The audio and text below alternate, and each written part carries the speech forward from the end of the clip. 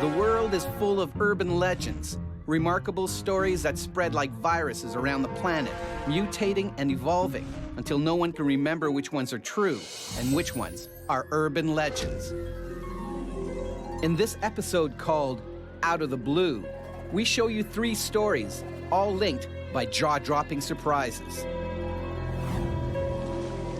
First up, an idyllic family vacation in South Carolina turns into traumatizing terror. Then, a North Dakota man takes a quick detour and makes a diabolical discovery.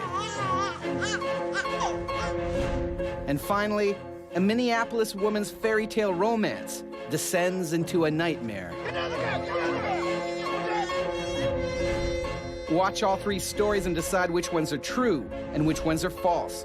Find out if you guessed right at the end of the show. First, it's a story we like to call What a Gas. Kathy Mitchell is a hard-working mom who savors family vacations. But what should have been a dream trip to South Carolina quickly plunged into terror. I'll never forget that feeling of just like dread. Like, what am I gonna do? For the Mitchell family, 2003 ended with some sublime days of R&R. We were doing all those typical things families do. But on the morning of the 4th day, panic is about to shatter their perfect holiday. The phone rang and I was quite groggy. The gentleman on the other end said, "Hello, I'm the hotel manager. There's been an emergency, and you must do exactly what I say." Suddenly, Kathy is very much awake. He says, "There's a gas leak. Under no circumstances are you to go out the door of your room, because in the hallway, the gas levels are very high." Kathy has no idea what's going on. The manager tells me, "Take a towel, soak it with water, and seal the bottom of the door." Well, then we said, well, how are we going to get out? Is the fire department coming? And he said, "They're on their way, but this leak could blow at any time. You've got to find something to smash the windows." For the Mitchells, time is running out. I'm relaying all this information to Matthew. So Matthew's like looking around. Adrenaline pumps through Matthew as he desperately tries to save his family.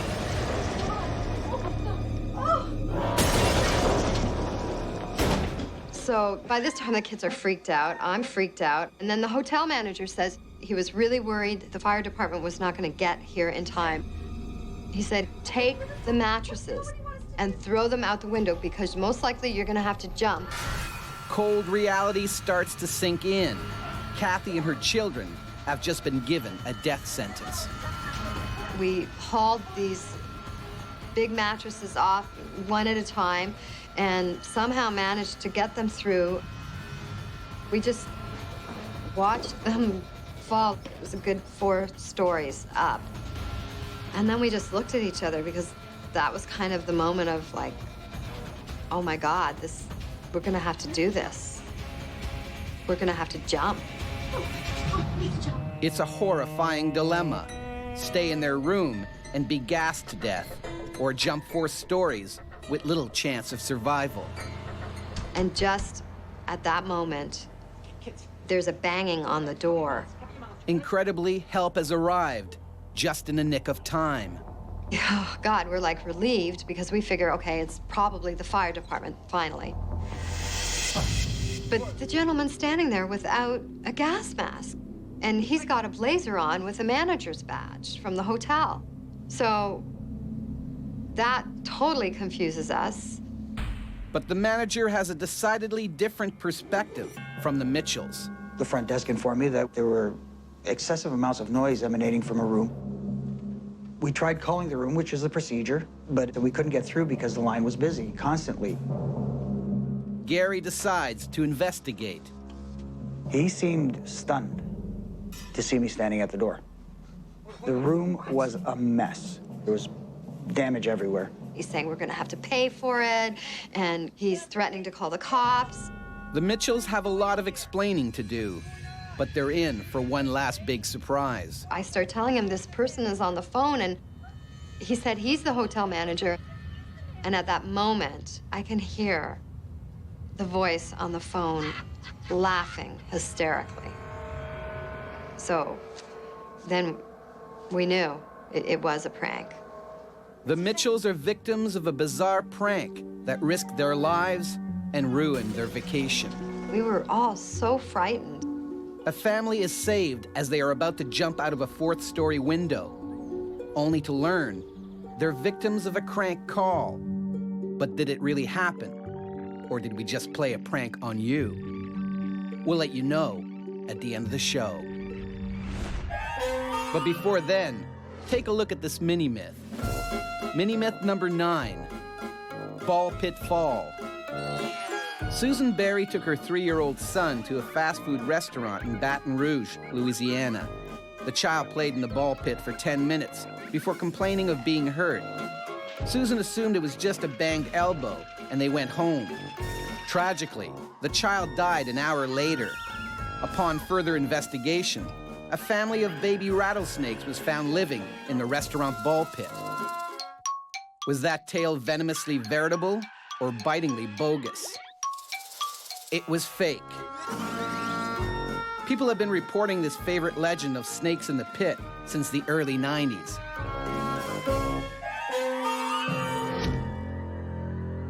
On Urban Legends, we show you 3 stories. You have to decide which ones really happened and which ones are merely legends. So far, you've seen the tale of the Mitchells, who, believing they were in danger, trashed their hotel room before discovering it was a prank. But is it true or false? Find out at the end of the show. Now it's time for our next story. It's called Dumpster Dive.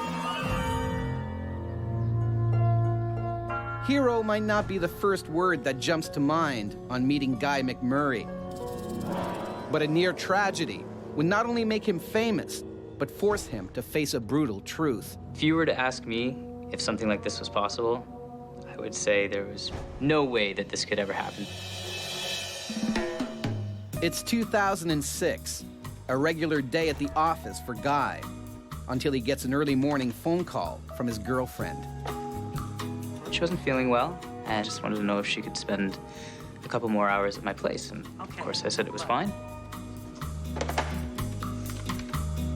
Except he can't get a hold of his girlfriend, Anna. He senses something is wrong. I just had this really indescribable gut feeling. It was just something telling me I needed to go and see if she was okay. Following his hunch, he heads home. I was taking a little shortcut through a back laneway. But this harmless detour will derail his entire life. I heard something. I didn't quite know what it was. I didn't know if it was maybe a kitten. It sounded like a cry, or I wasn't sure. Just getting louder and louder. Guy traces the mysterious sound to a nearby dumpster. I could see a garbage bag where I think the sound was coming from, and it was just slightly moving. I lightly set myself down in the dumpster. I didn't want to step on anything. It was terrifying to me. What Guy finds is beyond comprehension. I moved towards the bag it was sort of open, and I pulled the garbage bag, and there was a newborn baby. Couldn't even fathom how tiny and precious this little being was, screaming at me. Instinctively, he snaps into action. I wrapped it in my coat to try to keep it warm and safe, and I called 911. I was just very happy to have found this child and hopefully saved its life. I was angry at whomever had done this, and I was just overtaken with all these different feelings. Finally, the police and EMT arrive. They assured me that the child would be okay. They said it was a little girl. I think I just felt that from that point forward, that child would be okay. As Guy returns to his office, news of his heroic rescue spreads like wildfire. By the end of the day, he's getting bombarded with requests for interviews and statements. I did a newspaper interview. I had a couple media outlets come and talk to me about it. But tragically, the parents of Dumpster Baby are yet to be found. We were really trying to draw focus to who this baby's parents were. But something else is troubling Guy. After giving his statement to the police, he'd gone home to check on his girlfriend, but she was nowhere to be found, and he still can't get a hold of her.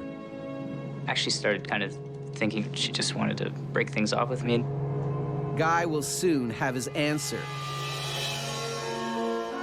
Less than a week after finding the baby, the police return. They were asking me a lot of questions about Anna, and I started to think the worst, being that I hadn't heard from her in 4 days. Maybe something really terrible had happened. But nothing can prepare Guy for what he's about to hear. The police officer told me that Anna was the mother of the child that I'd found in the dumpster, and that I was the father. It's an outrageous claim, but he knows it can't be true. It was an impossibility that that child could be ours. I mean, Anna wasn't even pregnant. But incredibly, Guy is wrong. The police revealed to me that the morning I found the child, she gave birth to a child on my kitchen floor. That time, there was such a strong mental block on her that she wasn't able to recount what happened. Anna had went to the hospital, and despite what the doctors found, Anna still emphatically said she was not pregnant and had not given birth. She had suffered a traumatic psychological breakdown. I am 100% certain that Anna did not know she was pregnant. She wouldn't have kept that from me. But others aren't convinced, and the child is placed in a foster home. For Guy and Anna, it's a long way back. As Anna recovers, they decide they want to fight for custody of their daughter. It was close to a year of court battles and social workers and psychological treatments before we were given the okay to be the rightful caregivers to our child. The fact that I saved my own daughter's life and that I was completely unaware that I was a father or that my girlfriend was pregnant, I think that's a miracle. A man rescues an abandoned baby, only to realize 4 days later that it was his own daughter he saved. But did it happen, or are we just talking trash? Find out at the end of the show. But for now, take a look at this mini-myth. Mini-myth number 6,152. Dear, oh dear. A love-struck 7-point buck followed its natural instinct and sparred with a rival elk in the backyard of Mark and Carol Beyer in Veruca, Wisconsin. The couple returned home and were astonished at the shocking scene that had played out in their yard. The brave buck, anxious to dominate the rival elk, had fiercely rammed his head into that of his opponent, only to discover, too late, that his adversary was actually a concrete statue. Was that a true tale of animal lust gone bad? It was totally true.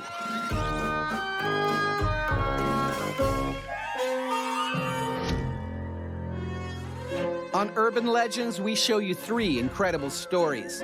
Your mission is to sort out the totally true from the fantastically false. So far, you've seen the tale of the Mitchells, who destroyed their hotel room before discovering the joke was on them.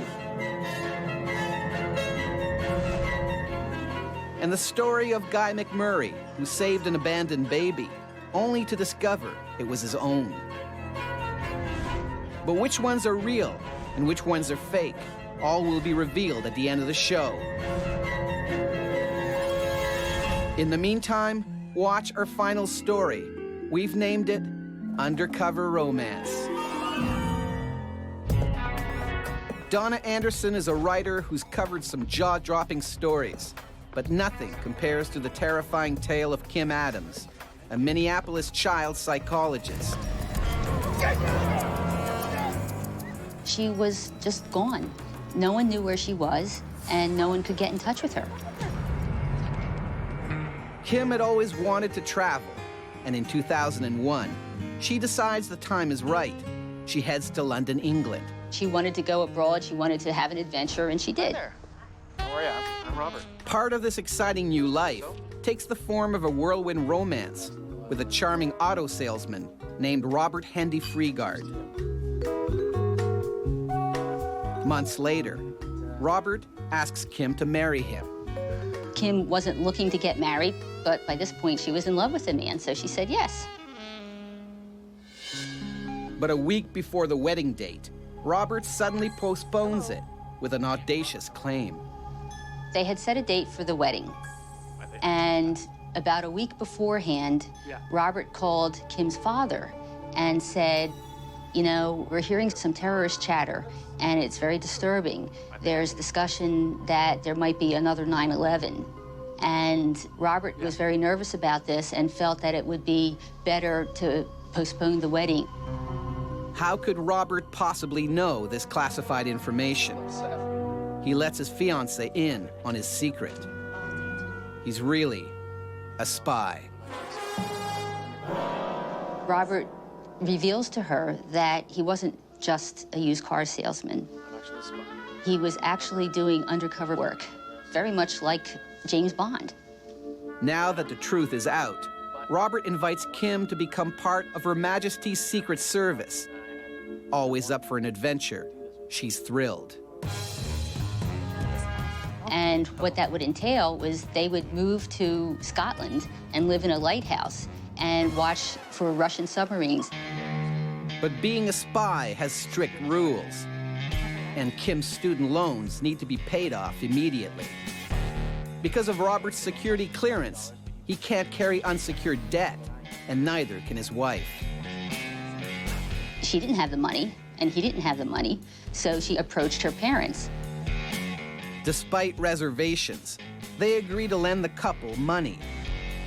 Their skepticism would prove to be more valid than they could know. Kim's parents wired her the $35,000, and immediately after that, Kim disappeared. She was just gone. No one's heard from the couple for over a month, and the FBI starts investigating. What's more, a look into Robert's past raises some serious red flags. Robert was anything but easy to track down. He was a ghost. It's not surprising for a spy, but when they contact the British Secret Service, they get a surprise. There was absolutely no sign of a Robert Freegard as could possibly be associated with the British Intelligence Service. Is the Secret Service protecting one of their own? Or is it Robert playing some other game? And more importantly, what has happened to Kim? Not to worry. We are with you every The step. FBI taps the parents' phone and waits for contact from the couple. They don't have to wait too long. Robert finally called to ask for money on behalf of Kim to make sure she could pay for her spy school training. But he refused to say where he and Kimberly were. Not knowing what has happened to Kim, the FBI decide to try to lure Robert out into the open. Through Kim's mom, we told Robert the only way we would give him the money is if Kim's mother could see her daughter in person. Kim's mother meets Robert at Heathrow Airport with $20,000. There is no sign of Kim. When Kim's mom saw Robert without Kim, she was very frightened, but she did an excellent job. She talked to him, she was very friendly, and Robert tells her that Kim is in the car park. Kim's mom kept her head. She remained cool. We were very worried. And lo and behold, Kim is waiting in the car. Mom. And when Kim gets out to greet her mother from the car, New Scotland Yard emerges from every corner of the car park, and Robert's arrested. Turns out Robert has severely brainwashed Kim and has so much control over her, she was scared to run away. He threatened her. He intimidated her. I believe it was a very frightening ordeal for Kim. But what about the spy story? Since Robert was about 19 years old, he had developed a personality of posing as a British spy. And that's not all. Kim isn't the first to fall for his con. He would meet women, he would charm them, he would take their money, millions of dollars if you add up all of his victims. Robert Hendy Freegard was found guilty of theft and kidnapping. Kim Adams thought she'd met the man with the golden gun. Sadly, what she got was a spy who conned me. But did it happen? It's time to reveal the truth about our three incredible stories. First up, it's a story of the Mitchells, whose vacation was thrown out of the window when they were victims of a cruel crank call. But is it fact or fiction? This was a really awful prank that was played. And I've just played a prank on you. This story is fake, but pranks like this were widely reported throughout the US in 2009. Next, it's a tale of Kim Adams, who fell head over heels for a con man pretending to be a spy. But is it real? This is Special Agent Jacqueline Zappacosta with the FBI, and this is a true story. This story is totally true. Robert Hendy Freegard was sentenced to 9 years in prison for theft and kidnapping. Which leaves a story of Guy McMurray and his unbelievable story of discovering a baby abandoned in a dumpster, only to find out he was in fact the father of this child. But is it true? While I do enjoy dumpster diving, I did not find a baby in the garbage. This story is fake. This story is fake, but Urban Legends loves tales of lost and abandoned babies turning up in the darndest places. That's the end of our episode called Out of the Blue. Were you able to unmask the revealing real from the foolishly fake? Don't worry if you couldn't. You'll get another chance to separate fact from fiction in the next installment of